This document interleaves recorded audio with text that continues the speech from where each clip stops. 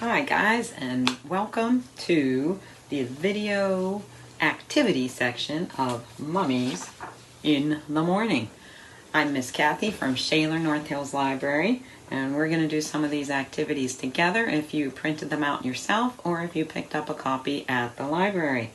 The first activity is write your name in the cuneiform alphabet, and this is a form of the alphabet that is even older than the Egyptian hieroglyphs. So if you have some paper handy, doesn't need to be anything fancy, I'm going to try to write Kathy in the cuneiform alphabet, and you can write your name along at the same time. And we'll see if we can make sense of this.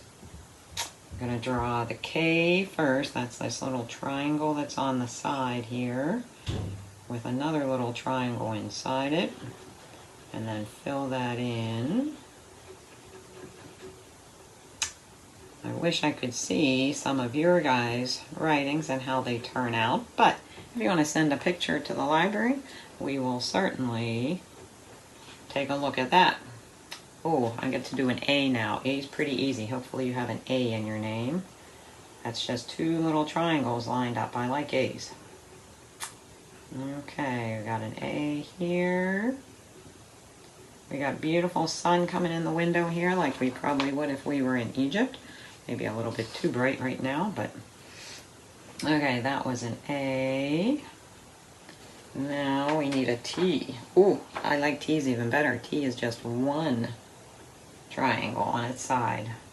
A little bit longer and skinnier than the two short A ones. So that's a T. Now we need an H. Oh, H is three triangles on the side. That gets to be a little much, but we can do it. Okay, three triangles on the side. And lastly, we need a Y. And a Y, oh my, six triangles upside down. Hope you guys don't have Y's in your name. Six little triangles, here we come.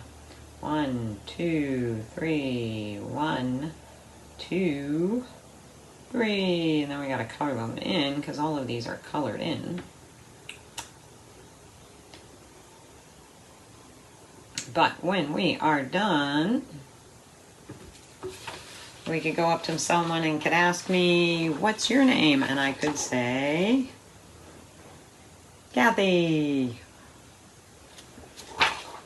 They might not have any idea what I'm talking about, but if they were from that part of the world at that time of life, then hopefully they would. Okay, next one was, besides the cuneiform alphabet, was the hieroglyphics, ancient Egyptian hieroglyphics, and this chart. So let me see now. I need another K. K looks like a cup on here. I'm very curious what letters you guys have to draw, because some of these are pretty tricky. And an A, I have to draw a bird for an A. I don't know that that's going to be so good, but I will try it here. I'm not sure I'm going to be the best at drawing a bird. Seems pretty complicated to me for a letter. Wonder what their word was for bird, that is the letter A. Jack and Annie didn't have to do this, did they? Okay, I'll show you when I'm all done. Next we have a T. Ooh, I like T. T is easy. T kind of looks like a turtle shell without the turtle. And then we have an H. Oh my. H is a curly-Q zigzaggy thing. Okay, I'm going to go up and over and down and across and then up and over and down again. Ooh, I think it turned out okay. What do you see? And the letter Y. Ooh, Y is like two ladders almost. Two ladders going up right next to each other here. And they got some rungs on these ladders. Looks like 1, 2, 3, 4, 5 rungs. 1, 2, 3, 4, 5. 1, 2, 3, 4, 5. Okay, and there is Miss Kathy's name in ancient Egyptian hieroglyphs. See my bird? What do you think? Pretty okay, huh? Wouldn't want to have to write it every time I had to write my name, though. Okay, Senate rules and game board. Well, I'm not going to make you sit there and watch while I play a game of Senate. I had 2 different game rules attached.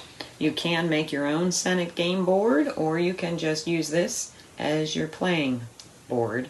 And it tells you when you land on the different symbols what they mean. You can use like dimes. It suggested one of the places for your markers as you move along. You can make it as difficult or as easy as you want, depending on how old you are and how much you want to put into this.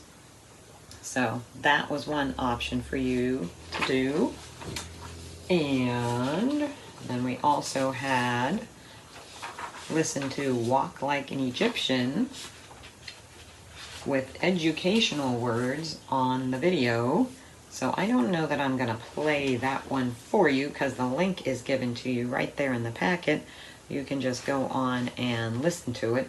But it was like the same song melody, but different lyrics, so you could learn about the ancient Egyptians. Making hot dog mummies. I'm not going to make mummies with you either, but I thought they were really cool. Sometimes you see them around Halloween, which we are coming up on, aren't we? Getting pretty close to Halloween here. And they end up looking like that. Wrapped up hot dogs, like mummies. So the recipe for those was included. And lastly, we have a trivia slideshow with me that I'm going to pull up right now. And I'm going to try to show you my computer because I have the boards on my computer. I'll slide you around here so that you can see my computer maybe. See if that works. A little bit of a glare there. There we go. So, mummies in the morning. Let's go to the first trivia question. What did Jack like about Egypt? What did Jack like about Egypt?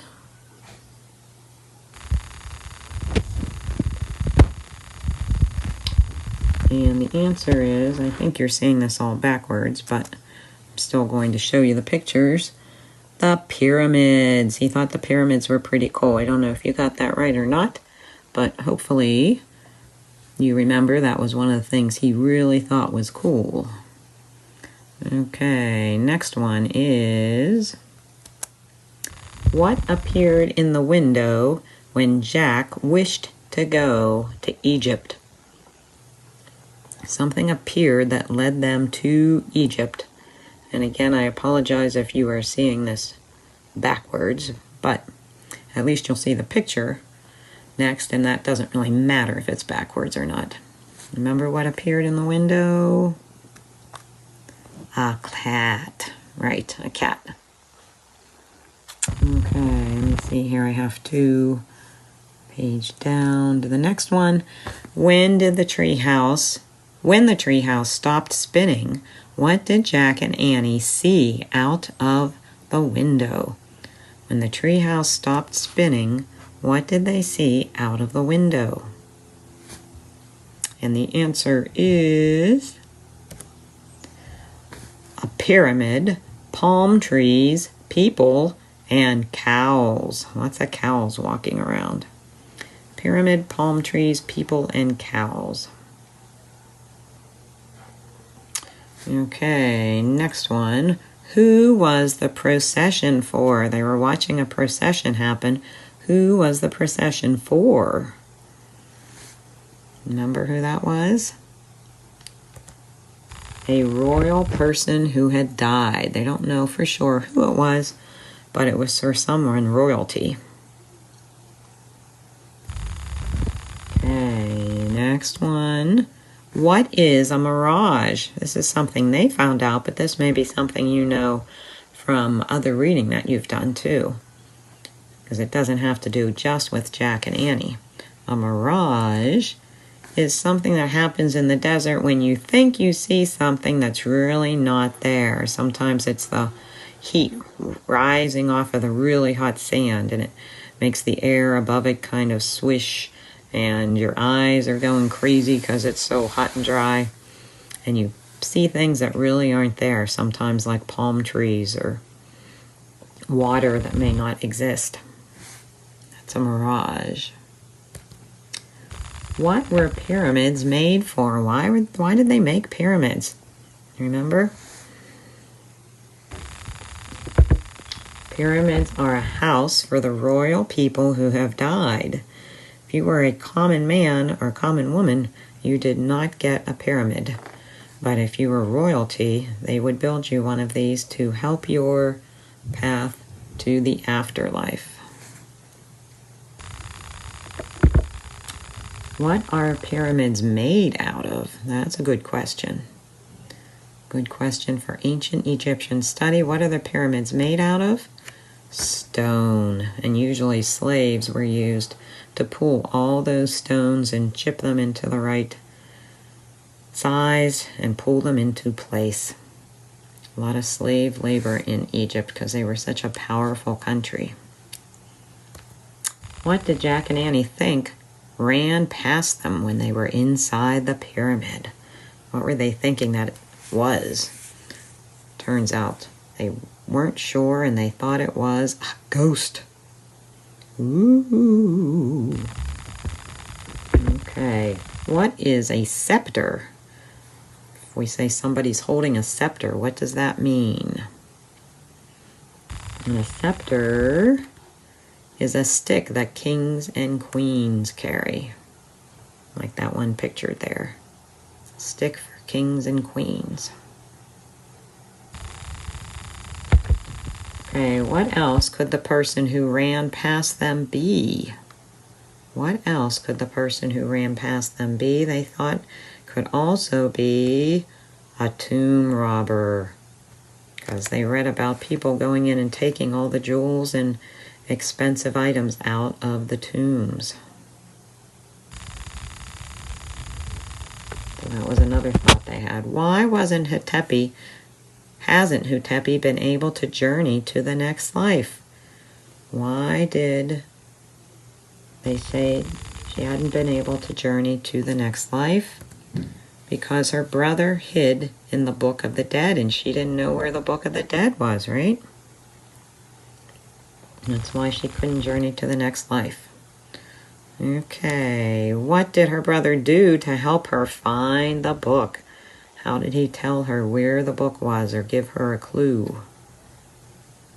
Remember? Okay, let's see if you're right. He left a message on the wall. Drawings on the wall. What are hieroglyphics? Hey, we can answer that one. We just did some, huh? What are hieroglyphics? Pictures that mean words. So they stand for a word. Or sometimes just a letter. Sometimes you have to draw a whole bird and it's only part of a word. As we found out, huh? Or as I found out, at least. Why couldn't Hotepi read the message? Why couldn't Hotepi read the message that her brother had left for her? Because her eyesight was so bad. Remember about the glasses and how she couldn't see so well? How did Jack and Annie help Hotepi know what the pictures were? What did they do to help her out? They drew them in the air and then in a big notebook. They were drawing them pictures in the air so that she could see them in big scale instead of little tiny ones.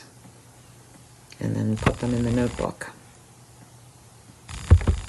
What did Jack and Annie find inside a folded cloth? When they unfolded the cloth, what did they find inside it? A scroll. And that would roll up and have a secret message written on it. That's what scrolls were, ways of writing a message on paper that was round around itself. What was the scroll? What did the scroll tell them? Or who did it belong to? Or how was it important? It was the Book of the Dead. Book of the Dead. Who was in the golden box? Who did they find was in the golden box? Poutapi. Why did Jack and Annie need to get out of the pyramid quickly when the doors shut on them? Oh my. Why does everyone want to get out of a pyramid if you're locked inside one? Because they needed air. There's no way to breathe inside the stone tomb of a pyramid. The door is the only way for air to come in. Who helped Jack and Annie out of the passage? Remember, this goes back to one of the earlier questions. Who helped Jack and Annie get out of the passage? The cat. Once again. Same kitty. Came back to help them. Great job. Hopefully you got some of those trivia questions right. I'm going to spin you back around here. Get my hand out of the way. Okay, so that is the end of the video activity portion of Mummies in the Morning. Stay tuned for number 4 in the Magic Treehouse series. Go look at your collection of books and see if you can figure out which one number 4 is. But I'll give you a clue. It has to do with bad people on the water, we'll say. What you might think of as a bad person on the water. Okay, guys. Have fun. Keep reading. And this has been Miss Kathy with Shaler North Hills Library. Stay tuned next week for the next installment of Magic Treehouse. Bye, guys.